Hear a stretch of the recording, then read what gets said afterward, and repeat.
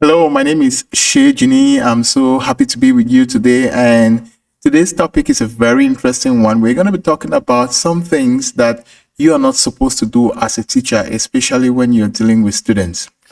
There is a thin line that separates friendship or being friendly with students and to be friends with students.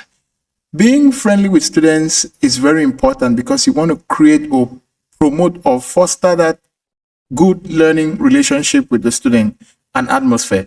But being friends with a student or with students is unacceptable because a friend, by definition, means both of you operate on the same grounds, but you are not to operate on the same grounds or on the same footing with students because as a teacher, you are a professional and you are a parent to the student. So in this video, I'm going to share with you 10 top things that you're supposed to avoid, 10 things you're supposed to distance yourself with the students if you want to maintain your professional integrity as a teacher. So without much ado, let's get right to the first point.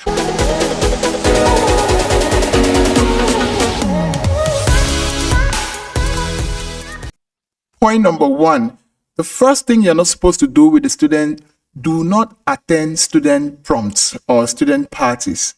It is very important unless you have been assigned to chaperone them or to coordinate them.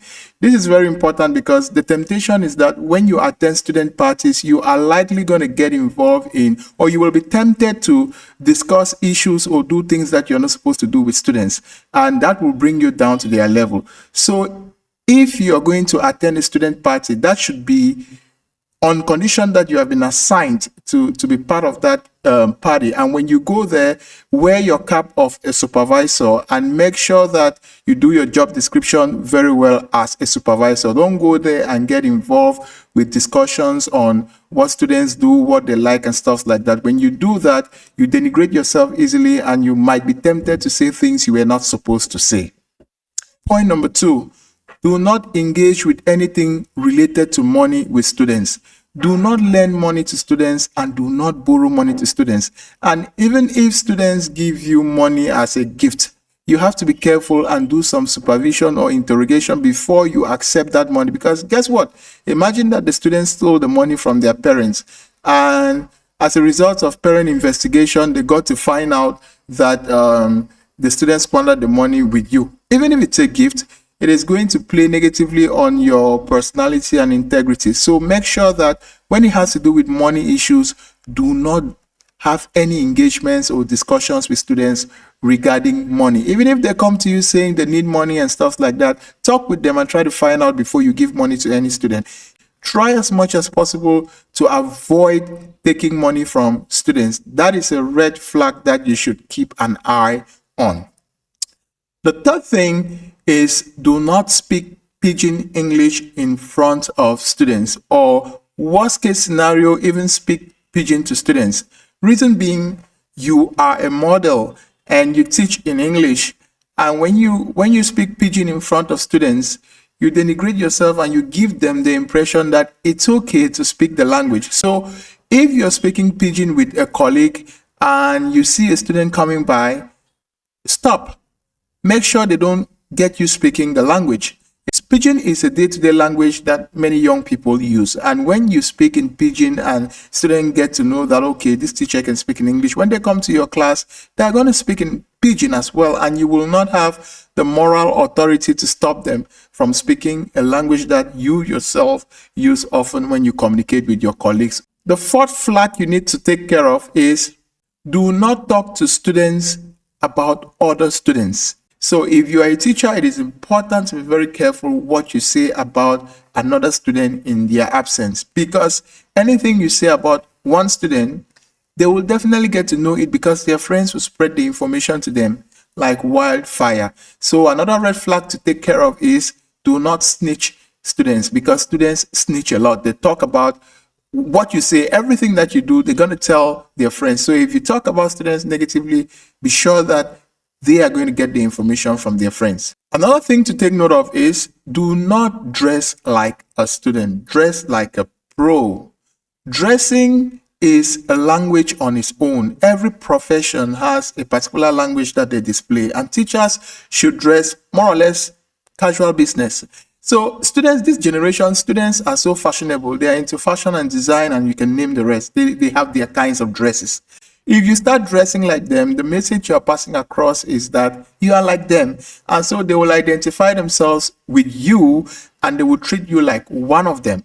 And that means you're bringing yourself down to the level of the students. So if you want to maintain your professional integrity, make sure you dress well and dress like a teacher. Don't dress like a student. Don't bring yourself down to that level. The way you dress, that is how you will be addressed by the students. Another red clue to take note of, or red flag, is the way you greet students. Greetings has all kinds of body language signals that you may not be aware of. Diplomats understand this very well, that when you give someone a firm handshake and your arm is above that person, and then you give the person a tap on the back, it shows superiority. And thugs themselves, they have a way of greeting themselves. They do a bomb fist, and then they give 1 or 3 taps on their chest. So students also have a way that they greet themselves. And if you are a teacher and you are fond of greeting students and maybe toasting them and having high five all the time, and you do it consistently, it means you're bringing yourself down to their level. So you have to be careful. Remember, I said being friendly is different from being a friend with students. So I'm not saying you shouldn't greet students and you shouldn't have fun with them, but the idea is when you descend to a level where you start greeting them and toasting them all the time, they will ignorantly assume that you are at the same level with them, and they will treat you like one of their thugs. Another thing to take an eye on: never compromise marks with the students. That's the 7th red flag. That is the worst thing you should ever do in your professional obligations as a teacher. Give the students the same or fair scores that they deserve. Whatever they scored in the test, that is what they deserve. Give it to them. Even if they come justifying and pleading with you and trying to make faces or do what, have your marking guide and stick to it, and never give marks to students for free, unless with no condition that a student can justify that, okay, they deserve this point, and then they give evidences and proofs, then you can give them an extra mark. But just to share marks to students or acting bias is something you should be very careful. Never give marks to students free, because you are encouraging bias stance in the classroom. The 8th thing to take note of is to mind the way you trade words with students. As a teacher, you have to learn how to pick your fights and your battles very well with students. There are some recalcitrant students who do not respect you, and you know very well, sometimes when you tell them to stand up or do this or do that, they're not going to do it. And if you get so mad at them, you are going to say something that they won't like, and they will respond. They will exchange words with you, and it might end up in a physical confrontation, which might denigrate you as a teacher. So sometimes when you're working with such students, sometimes you just ignore, just act as though you're not seeing. Ignore the student completely, and before you know it, they would be seeking for attention, because kids are attention seekers, and when you don't give them that attention, they will be forced to behave themselves. So mind the way you pick your fights with students who are troublesome, because when you start exchanging words with students, you are making yourself equal to them. The 9th flag to take note of is to distance yourself electronically from students. Nowadays, with the advancement of technology and social media, you have to mind what you put on social media as a teacher. Once you're a teacher, you have to be careful, because you're a public figure. When you go on your WhatsApp status, the kind of things that you put there, the kind of things you put on Facebook, students are watching you and they're seeing how you're behaving online. I remember walking into a school, and after introducing myself, the next day when I came to school, the kids were able to tell me everything that I did just because they went online and Googled my name. So imagine if I had been posting stupid things online and the things that they themselves post, it will denigrate me and it will bring me to their equality, and they won't respect me. Another thing to be very careful about is how you communicate with students on WhatsApp or on the telephone, sometimes it's good to stay professional. You could use Google Classroom or email. But if you have to communicate with students on WhatsApp, for example, let's say it's a classroom forum, mind the way you talk with students on WhatsApp. Learn how to give brief and straightforward answers to the questions that they ask. Don't get into nitty-gritty discussions like how are you today, how was your home, and all of that. Lastly, number 10, do not get emotionally entangled with students. That is a big red flag. That can jeopardize your profession for good. Any student, sometimes they are the ones who make advances towards you. You have to be careful because this will never lead you to the right path. No matter what you do, it never always ends well.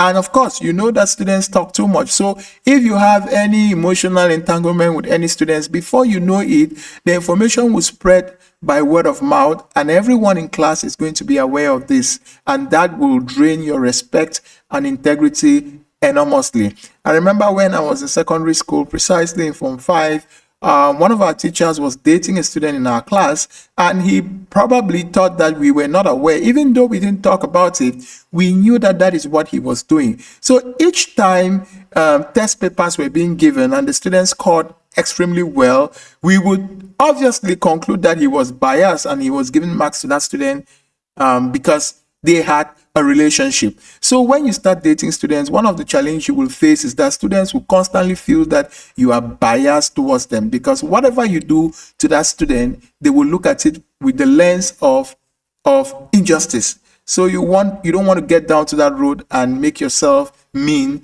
by getting emotionally involved with students. To conclude, the golden rule is to view students just as parents view children.